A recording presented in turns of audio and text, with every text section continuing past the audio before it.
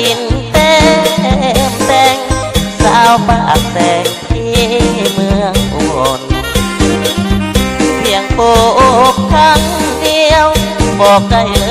ยว่าใจอ้ายที่สนลงหักหน้า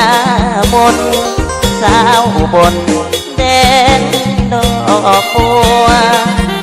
อยากเอ่ยคำหาหัวใจมันบอกกล้าบอกมันปากบอกเป็นกากาหัวกลัวอายคนขี้อายคิดจะน้องมีผัวมานั่งตามัวยืนง่อยแค้มตะลิ่งสองลาวไทย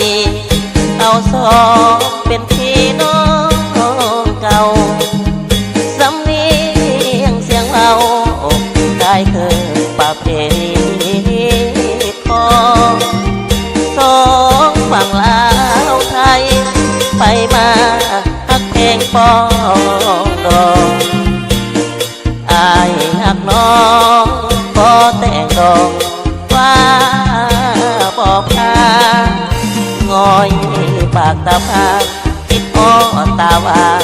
สาวปากแดงจะมาขอแก้มแดงขอแต่งเป็นพันละยาอย่าลืมเด้อลาอย่าได้ลืมสัจวาจาอย่าลืมคำสัญญาอยู่ที่ว่าประบาทนาดู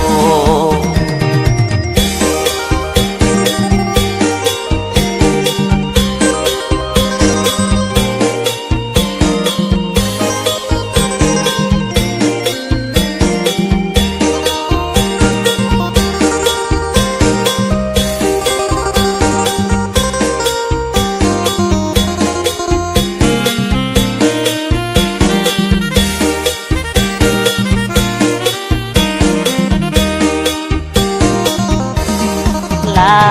วไทยเอาสองเป็นพี่น้องเก่าสำเนียงเสียงเบาได้เคยประเพณี